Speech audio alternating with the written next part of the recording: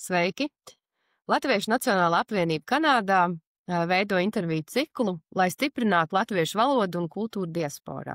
Šim projektam ir finansiāls atbalsts no Sabiedrības integrācijas fonda. Mani sauc Laura Hofmana, es esmu skolotāja Otavas latviešu skolā. Un šodien es sarunāšos ar Valdi Jevtviejevu no Toronto. Viņš ir ļoti daudzpusīga personība, un esmu pārliecināta, ka viņam ir ļoti daudz interesantu lietu, ko mums pastāstīt par savu dzīvi Kanādā, par pārcelšanos no Latvijas uz Kanādu un par to, kā viņš savā profesionālajā darbībā izmanto ne tikai angļu valodu, bet ļoti daudz arī latviešu valodu, un tāpat ģimenē ar meitiņu runā latviski. Sveiks, Valdi! Sveiki, Laura! Paldies, ka tu piekriti intervijai. Bet vari mūs iepazīstināt ar sevi, tādu mazo vizītkarti. Kas tu esi un ko tu dari? Jā, protams. 2010. gadā es pametu Latviju, lai meklētu savu vietu pasaulē. Savus spēkus nolēmu izmēģināt Kanādā, jo gadu pirms tam kā viesmākslinieks piedalījos Ziemeļamerikas dziesmu svētkos Toronto. Toreiz biju otrais diriģents korī burtnieks. Šis brauciens aizsāka jaunu posmu manā dzīvē. Pāris mēnešu laikā es saņēmu darba vīzu caur Kanādas jauniešu programmu. Iegādājos lidmašīnas biļeti un ierados jaunā valstī. Mani uzņēma Kanādas latviešu ģimene, ar kuriem iepazinos jau iepriekš minētajos dziesmu svētkos. Mana ziņkāra par vietējiem latviešiem Toronto mani aizved uz latviešu centru. Tur uzreiz mani pieņēma darbā, sākumā par viesmīli, vēlāk es kļuvu par ēkas apsaimniekotāju un tad arī par pasākumu plānotāju. Kopš tā laika šī ēka gandrīz kļuvusi par manām otrām mājām, un starp citu es šobrīd te arī atrodos. Pēc vairākiem gadiem mani uzaicināja darbā Latviešu kredītsabiedrībā, kas kopš 20. gada ir apvienojusies ar Igauņu banku un saucās mazliet savādāk. Paralēli darbam kredītsabiedrībā es darbojos Toronto Latviešu sestdienas skolā kā grāmatvedis, kur mana primārā saziņas valoda ir latviešu. Kad mums ģimenē piedzima bērns, jau no pirmās dienas runāju ar viņu latviski, lai arī pamanu, kā ar vien biežāk sāku lietot angļu valodu, mēģinu pastiprināti piedomāt, kādu valodu lietoju saziņā ar viņu. Es apzinos, ka latviešu valoda nav un nebūs manas meitas dzimtā valoda, bet man ir svarīgi, ka viņa spēj saprast un lietot šo valodu vismaz pamatlīmenī, sazinoties ar mani, ar saviem draugiem no Latviešu sestdienas skolas un Latviešu nometnes, kā arī ar radiem Latvijā, it īpaši Omīti. Paldies tev! Tas, kas man interesē tavā stāstā, šis brīnišķīgā kombinācija, tu esi profesionāls mūziķis un šī te finanšu sfērā, tad tāds pilnīgi it kā atšķirīgas sfēras, bet tu abās darbojies. Bet var pastāstīt par to, kā tu kļuvi par profesionālu mūziķi un kas notika pēc tam. Tas ir tas laiks pirms pārcelšanās uz Kanādu, es saprotu. Jā, es pabeidzu Rīgas domu kursu skolu Rīgā un saņēmu diriģenta profesiju. Un kā jau mūziķim vienmēr jāiet ir uz konservatoriju pēc mūzikas skolas. Bet, diemžēl, es nejūtu, ka es to tik ļoti vēlos, un vienmēr visu mūžu man teikuši, ka matemātika ar mūziku ļoti labi saskan. Ja tu spēj izdarīt mūziku, tad tev ir laba galva matemātikā, kas īstenībā bija tiesa. Tāpēc es aizgāju uz mācīties finanses. Arī ar domu, ka, ja nu pēkšņi man kā diriģentam vai kā dziedātājam kaut kas notiek ar manu balsi vai rokām, es joprojām spēšu saskaitīt uz kalkulātoru. Tālūk, jā, un tās abas jomas man arī šobrīd palīdz izdzīvot un dzīvot, un dienā es esmu baņķieris, vakaros es esmu mūziķis. Tā kā Brīnišķīga vienmēr kombinācija. dubultā dzīve. Brīnišķīga kombinācija. Un kas, tad saprotu, tev bija 25 gadi tajā brīdī, kad tu pārcēlies uz Kanādu. Kas tādam jaunam cilvēkam, kas bija tavā galvā? Tas impulss, vai tu izlasīji kaut ko, ka ir tāda programma, vai tu tajā laikā jau zināji, ka, ja pārcelsies tieši uz Toronto, ka tu satiksi latviešus šeit un ka šeit ir liela diaspora? Piedod, es tev uzdevu 2 Um, jautājumus vienā. Nu, es zināju, ka te ir latvieši, jo es jau domu kurskos laikā ar zēnu kori biju ceļojis uz Ziemeļameriku, un es zināju, ka Toronto tie ir tie latvieši. Un tā kā minēju, ka es arī biju 9. gadā uz dziesmu svētkiem. Tur, bet kāpēc, vai man bija plāns kaut kur braukt projām, vai kaut kas tāds, man nekas tāds nebija. Vienkārši man tajā brīdī, tad tas bija 2009. gada vasarā, man viss pēkšņi sāka mainīties, viss krist rokās. Man teica, aizbrauc uz Kanādu, izdari šito, un man kaut kā tas viss tā viegli notika. Mhm. Es aizgāju izlasīju internetā par jauniešu programmu, aizgāju uz vēstniecību, nokārtoju dokumentus un saņēmu savu vīzu. Mhm. Bet iemesls, kāpēc ka es to būtu izdarījis, ka man būtu grūtības tur ar finansēm vai kaut kas tam līdzīgs, man nebija. Man vienkārši bija sajūta, ka man ir jābrauc. Mhm. Un tagad ir jau 15 gadi, kopš tu dzīvo Kanādā, vai ne? Jā, 15 gadi es tagad dzīvoju Kanādā, man ir mana tagad Kanādas ģimene ar bērnu. Mhm. Tā kā dzīvojamies, meklējam, meklējam tagad latviskumu Kanādā. Jā, par Kā to mēs parunāsim, tas ir ļoti svarīgs jautājums. Bet vēl atgriežoties tajā laikā, kad tu pārcēlies, vai bija kāda tāda, kāda grūtība tomēr tajā visā, ko tu, protams, daudzas grūtības aizmirstās, bet kas tev tāds nāk prātā? Grūtības man jau kad es biju viss, ka es lidoju uz Kanādu, mans plāns bija neiesaistīties īstenībā ar citiem latviešiem. Man gribējās, ja jau es braucu prom no Latvijas, tad es it kā neesmu pelnījis būt ar citiem latviešiem. Man bija tāda sajūta. Un es mēģināju atrast šeit darbus visādos citos veidos. Bet viens no darba piedāvājumiem, kad es braucu uz interviju, viņš tieši brauca garām Latviešu centram autobusu. Un es izdomāju izkāpt ārā. Un kā jau minēju iepriekš, ierodoties Latviešu centrā, 10 minūtēs es bezmaz jau dabūju šeit darbu, un kopš tās brīža es te arī dzīvojos. Kormūzikā savukārt, tur gan viņiem vienalga, kāds latvietis tu esi un no kādas dziedātāja valsts tu esi, jo neviens te īsti to nezina. Vismaz nezināja pirms manis. Un tur bija, mana pieredze bija bišķi savādāk, nepierastāka kā Latvijā. Jo Latvijā man tikai vajadzēja aizejot uz kori pateikt, no kuras skolas es nāku, un durvis bija vaļā. Šeit savukārt neviens skolu nezin, un viņi tikai klausās tevi. Un te bija daudz kas no jauna jāsāk. Arī dziedāšanas maniera ir pavisam bišķi savādāka nekā mēs esam pieraduši Eiropā. Tev bija sevi jāpierāda vēlreiz, vai ne? Jā, man vajadzēja tā kā mūzikas jomā, man vajadzēja sākt pilnīgi visu no nulles. Es nebiju nekas, un tagad jau es esmu beidzot arī nokļuvis tādā līmenī, kā es biju Latvijā, kur man zvanīja, mani sauc šobrīd piedalīties pasākumos. Tas ir brīnišķīgi. Es domāju, cik liktenīgi un cik interesanti, ka tas autobus brauc garām Latviešu centram un ka tu tomēr tur iegāji. Bet kāpēc tev bija tā sajūta, ka aizbraucot prom no Latvijas, tev nav tādu kā tiesību vai privilēģijas kontaktēties ar latviešiem? Tev bija nodevīga sajūta pret Latviju, ka tu dodies prom? Jā, man bija sajūta, ka es viņu nododu tādā veidā savu valsti, mūkot prom no viņas. Lai gan tas tā nebija, bet man diemžēl iekšā bija tāda sajūta.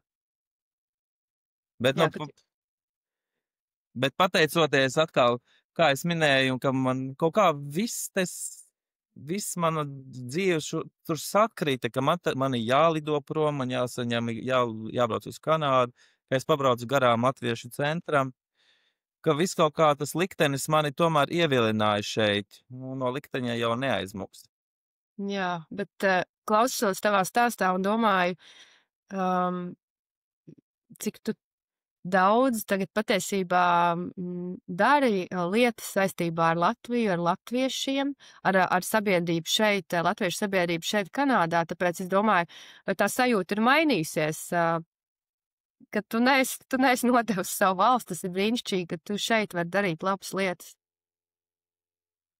Jā, un tas īstenībā ir pateicoties tam, ka man ir meitiņa tagad, jo pirms tam es arī, es it kā biju latviešu sabiedrībā, bet es nācu tikai uz latviešu sabiedrību kā uz darbu.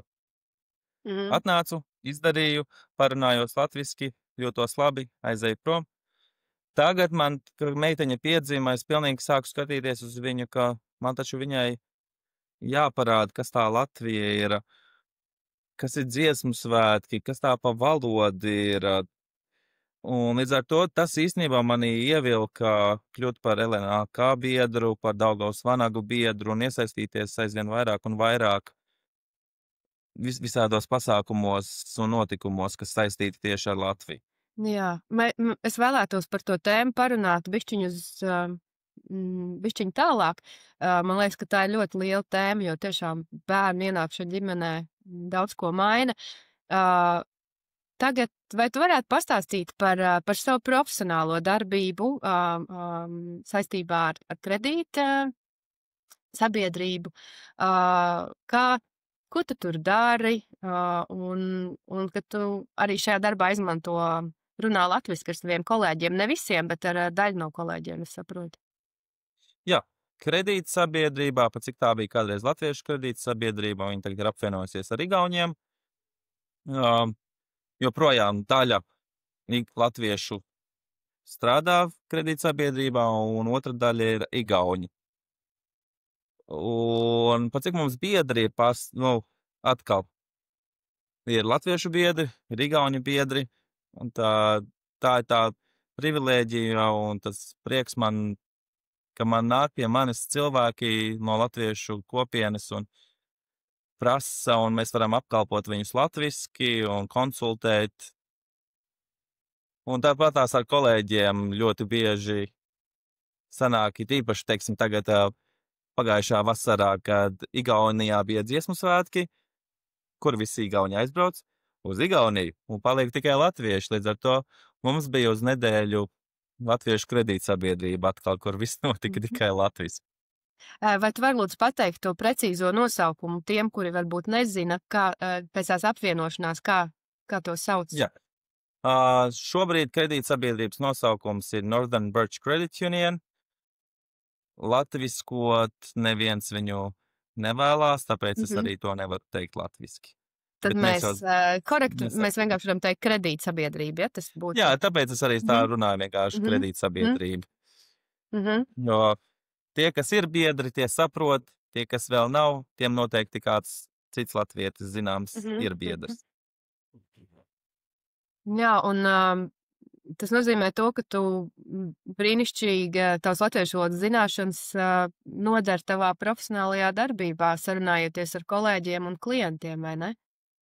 Jā, ir dažbrīd, kur man, teiksim, kredīta sabiedrībā tiek uzdots uzdevums, teiksim, tulkot tekstus reklāmai ielikt Latviju Amerikā, vai tieši pretēji no latviešu valodas pārtulkot uz angļu valodu lietas.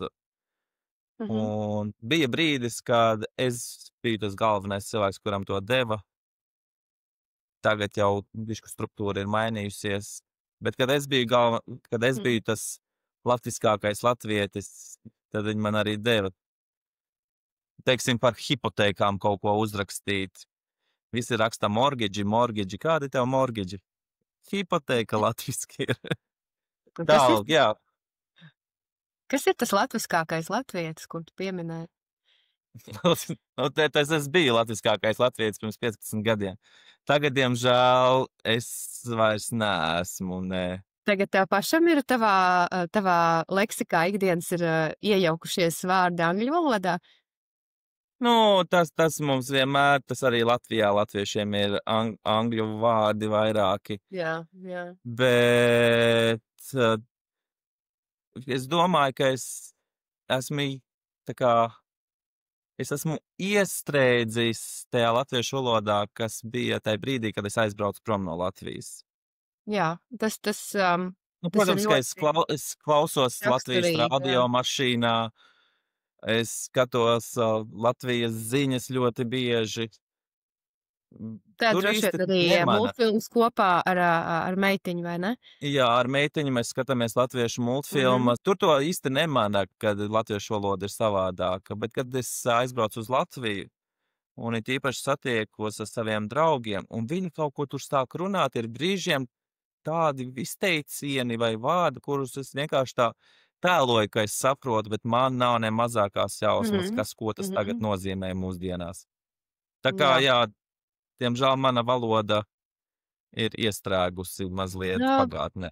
tas jau ir normāli, ka valoda mainās. Viņa mainās arī Latvijā, un, protams, ka tie, kuri mēs esam aizbraukuši projām, jā, mēs nevaram izsekot līdzi pat arī daudziem kultūras notikumiem un sabiedrībā pazīstamiem cilvēkiem, bet man liekas, viena no labām lietām ir kaut vai lasīt grāmatas, kas ir tāds mūsdienās izdots arī daudzus vārdus var iemācīties. Vai tu vari pastāstīt vēl par savu darbošanos Latviešu skolā un Daugavas vanagos un Latviešu Nacionālajā apvienībā Kanādā? No Latviešu skolā es esmu grāmatvedis un mēģinu, ko es tur pārsvarā daru, mēģinu noorganizēt tā, lai visiem skolotājiem ir labi, visi ir saņēmuši algas, ka skolā ir pietiekami daudz, ir pietiekami daudz materiālu, lai varētu nodrošināt apmācību Latvijas. Mhm. Un vienlaicīgi es arī esmu vecāks, un mana meitiņa arī iet latviešu skolā. Līdz ar to es arī redzu, kā tas ir no viņas puses, kas tur notiek un kā. Un īstenībā, ja domājat, lai bērns sāktu labāk runāt latviski, sūtiet viņu uz visādām skolām, jo latviešu skolā viņi daudz ko iemācās. Vai arī viņa māca uzrakstīt ciparus angliski no 1 līdz 10. Viņa tagad arī mācās uzrakstīt ciparus no 1 līdz 10 latviski. Tā kā, jā, un arī nometnes, teiksim, bērniem ir ļoti, ļoti svarīgas, jo mēs apmeklējam jau 2. gadu nometni Kvebekā. Un, ja godīgi, viņi pēc tās nedēļas atgriežoties atpakaļ mājās, viņa pēkšņi sāk kaut ko runāt tikai latviski, jo man ir liels prieks. Jā, tas nozīmē, ka tu šajā vasarā biji ar meitiņu Tērvetē, vai ne? Jā, mēs bijām Tērvetē, mēs bijām vēl mazo bēbīšu nometnē, ko sauc par tītariņiem. Jā, tītariņi, jā. Tie ir tie, kuri vēl, jā, pirmsskolas vecuma bērniem. Kuri kopā ar vecākiem, jā, tā kā mans atvaļinājums nav atvaļinājums. Bet man bija liels prieks, prieks piedalīties. Meitiņa bija priecīga, vai ne?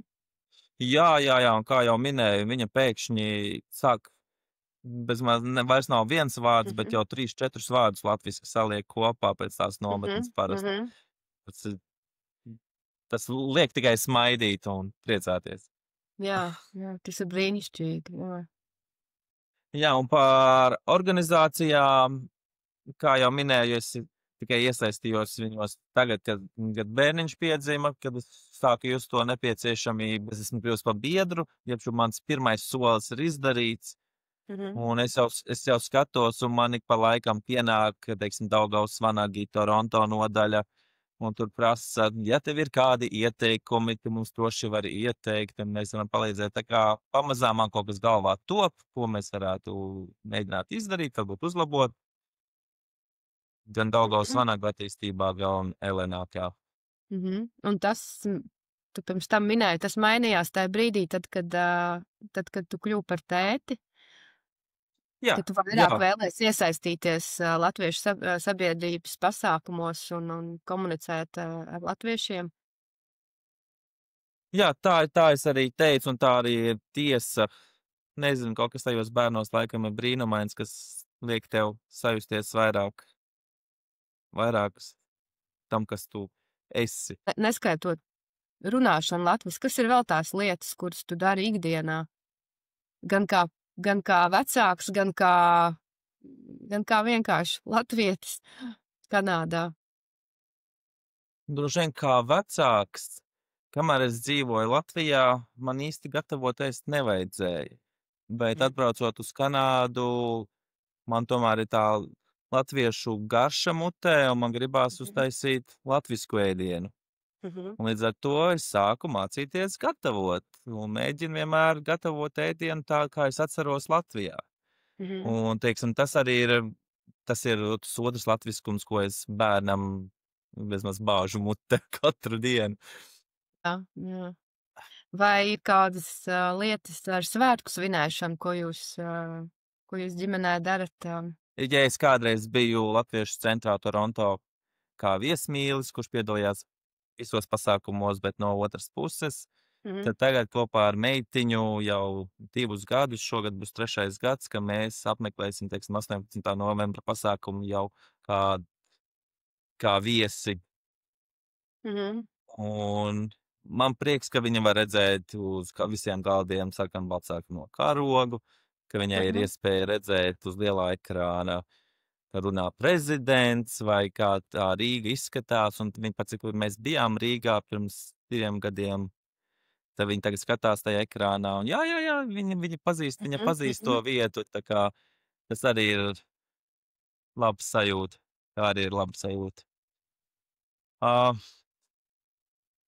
Vēl, protams, kā maijā pasākumus mēs apmeklējam 4. maija pasākumu. Balto galdautu dienu.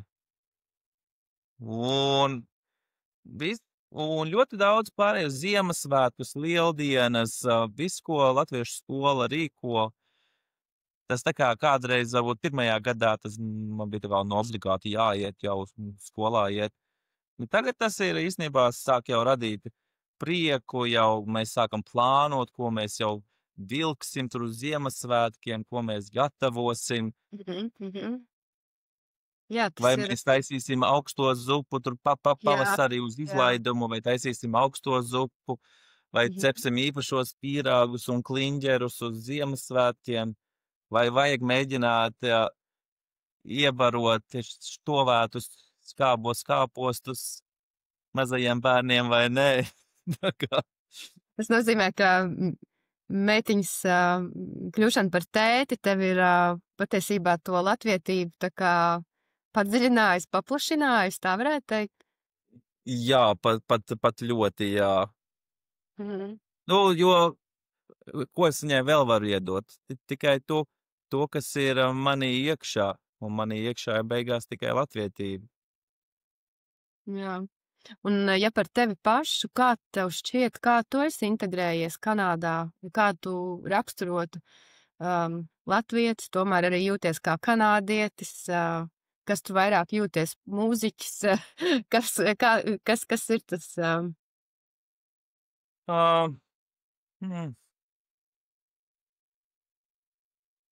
Es jūtos vairāk kā latvietis, noteikti, kā kanādietis.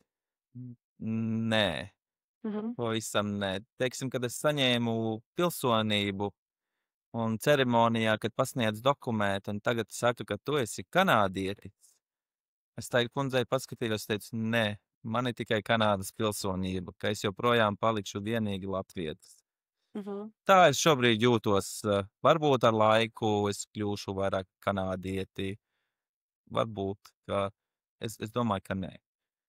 Ka es būšu Kanādas pilsonis, bet tomēr latvietis pēc tautības. Sirdī un dvēselē latvietis. Sirdī un dvēselē tikai latvietis, jā. Un vai tu vari pastāstīt par savām mūziķa gaitām šeit Kanādā? Vai tev sanāk dziedāt arī latviski? Vai vairāk tomēr angliski? Visvairāk, pat cik es dziedu kanādiešu koros pārsvarā un anglikāņu baznīcās vairumā. Te pārsvarā viss notiek angliski. Latviski kori, diemžēl, neuzdrošinās dziedāt. Bet, pateicoties man, vismaz man tā liekas, ka pateicoties man daudzi kori ir iekļāvuši savos repertuāros arī latviešu komponistu darbus. Vai tu vari minēt kādus? Latviski viņi noteikti nedziedās, es nezinu, kāpēc. Varbūt tāpēc, ka viņi domā, ka nav pietiekami daudz publikas, un ļoti daudzi nesapratīs, kas tāpat dziesmu dziedās latviski.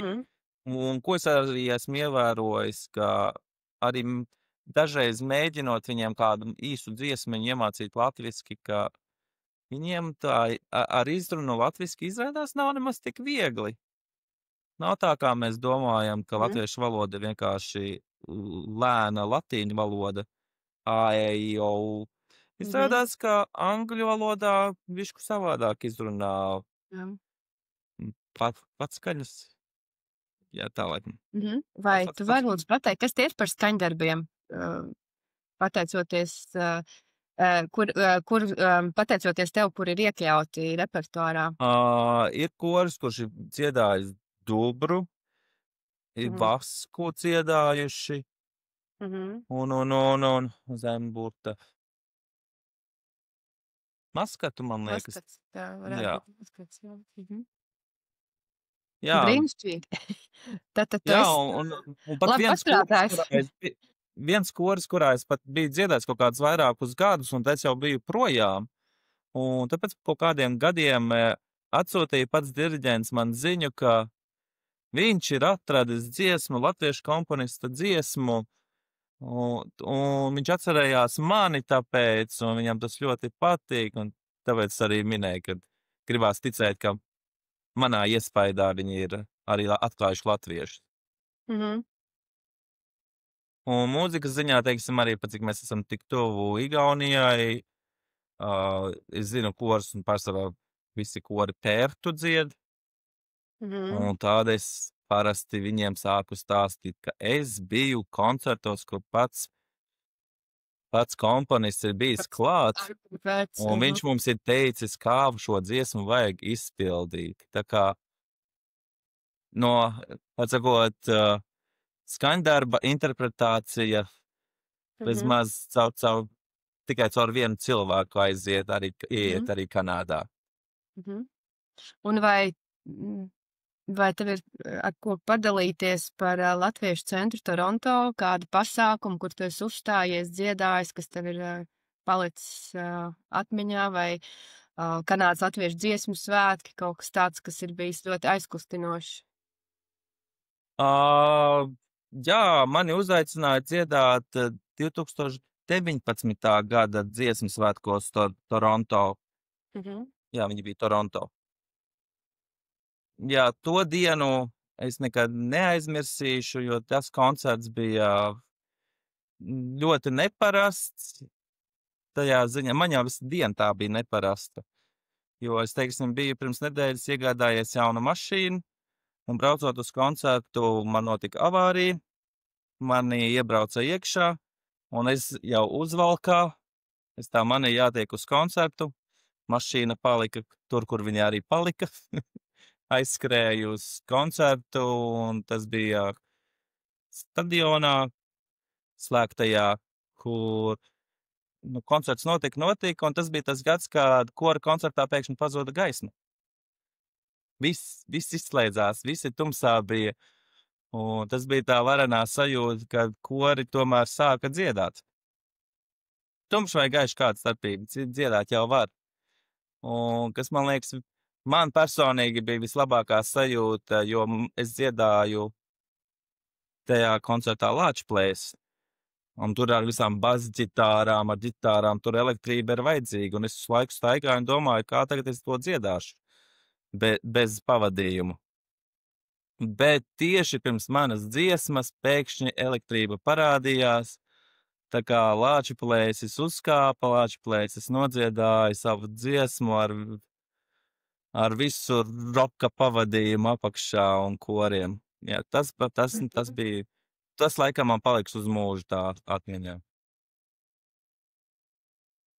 Ja tā brīnišķīga un ļoti īpaša pieredze, gan kā latvietim, gan kā mūziķim, vai ne, latviešu mūziķim Kanādā. Kaut ko tik skaisti piedzīvot. Jā. tādu Jā, uzstāšanos. runājot par dziedāšanu, ka es jau sākumā arī, kad es staigāju pa koriem uz noklausīšanos, es jau viņiem nesu latviešu komponistu dziesmas dziedāju. Jo, nu kā man mācīts, ja tu ņemsi kaut ko visi zina, tas nozīmē, viņi tevi salīdzinās ar citiem dziedātājiem. Ja tu dziedāsi noklausīšanās reizē kaut ko neviens nezina, un noteikti viņi neko nezina no latviešu skaņdarbiem, tad ir lielāka iespēja. Tā kā jā, man bija brīdis, ka es staigāju un dziedāju latviski koros. Tas ir brīnišķīgi, ka tu Latviju pasaules kartē var iezīmēt ar koru mūziku, nevis tikai ar hokeju, vai ne? Jā, noteikti. Nē, nu kā arī tagad vismaz pilsētas lielākie kolektīvi ir diriģenti ir paskatījušies, kur tā Latvija ir un kas tur notiek. Man liekas, ka šogad pat bija viens no koriem, viņu diriģenti ar Lauru Atlers aizbraukuši uz Latviju kaut ko saistībā ar koru koncertiem. Man liekas, viņi būs nākamnedēļ Latviešu centrā, un tā viņi prezentēs savu braucienu. Un tad par tādām ikdienas praktiskajām lietām. Tātad ikdienā latviski runā ar savu meitiņu, runā darbā, kur ir tās vietas, cilvēki, laiks, kas ir veltīts latviešu valodai. Jā, runāju. Jā, man, vismaz nezinu, 75% manas dienas dzīves paiet runājot latviski. Manos entajos darbos, koros gan, diemžēl, tas nesanāk īsti. Bet arī ir brīži, kad uzrodās kāds, jā, te par koriem un latviešiem. Ja es kaut kur dziedu un uzrodās kāds labs dziedātājs no Latvijas, es parasti viņus ievelku iekšā arī savos kanādiešu koros. Tā kā tur ik pa laikam man sanāk arī latviski runāt un sazināties arī manos kanādiešu koros. Mājās es latviski tikai ar meitiņu komunicēju,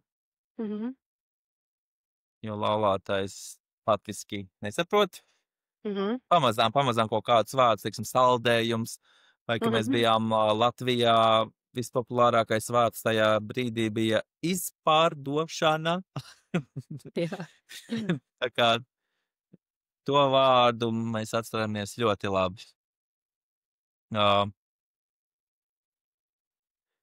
Protams, jā, sazinoties ar saviem draugiem Latvijā, es lietoju latviešu valodu. Un mēs katru nedēļas nogali ar meiteņu zvanām omītei, un tur saziņa notiek tikai latviski. Protams, bieži vien ir tā, ka meiteņa kaut ko pasaka, un es tulkoju. Jā. Bet vismaz prieks, ka nav jātulko pretējā virsienā, ka meiteņa saprot, ko omīte saka. Tieši tā, jo darbošanās skolā un nometni tāpatās tas ļoti palīdz. Vai ir kādas jums mīļākās grāmatas, ko jūs abi kopā lasat? Ne latviešu autoru. Man viena igauniete bija ieteikusi, viņa man bija lasījusi igauniski vienu bērnu grāmatu, saucās Kakao un pavasaris. Jā.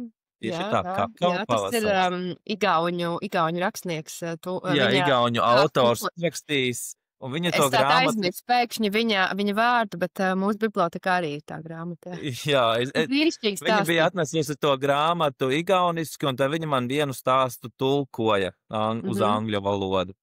Man tā iepatikās, un stāsts par šo grāmatu arī ir tāds, ka es viņu sāku meklēt, vai tāda grāmata ir latviski. Un aizrakstīju uz Latviju vienai draudzenei, vai viņa var tādu atrast. Viņa atrada otru grāmatu, Kartupeļu biezenis, es neatceros otras grāmatas nosaukumu, bet, tam pašam autoram otru grāmatu, to viņa atrada, atsūtīja man. Un pēc kaut kādiem mēnešiem pēkšņi man paciņa atnāk no Latvijas ar Kaku un pavasaru. Jā. Un es zvanu, kā tu atradi to grāmatu? ļoti negaidīti bija. Viņa tā, es iegāju vienā mazā grāmatnīciņā, kaut ko viņai tur vajadzēja sev nopirkt, un viņa pēkšņi ierauga šo grāmatu, un viņai vajadzēja nopirkt priekš manis. Paslēdzot sarunu un sakot tev paldies, ļoti interesanti ar tevi sarunāties. Vai tev ir kāds novēlējums latviešiem diasporā šeit Kanādā? Nu, novēlējums runājiet latviski, lai arī kurā laikmetā vai kurā brīdī jūs latviešu valoda ir apstājusies, runājiet to, jo tas palīdzēs jaunajai paudzei to pieņemt un noteikti, un iespējams pat pilnīgi aizceļot uz Latviju un varbūt tur palikt, jo dzirdu, ka tagad ļoti daudzi aizbraucēju bērni pārvācās uz Latviju. Un to var izdarīt tikai tad, ja vismaz ir kāda latviešu valodas pamata. Vienkārši sūtiet uz latviešu skolām, izmantojiet latviešu valodu ģimenēs. Lai nu kāda viņa būtu, tas ir to vērts, un tas jums pašiem sagādās prieku, un es pieņemu arī bērniem nākotnē. Paldies tev, Valda. Paldies par sarunu. Lai Paldies, tev jauka Laura. diena. Atā! Atā.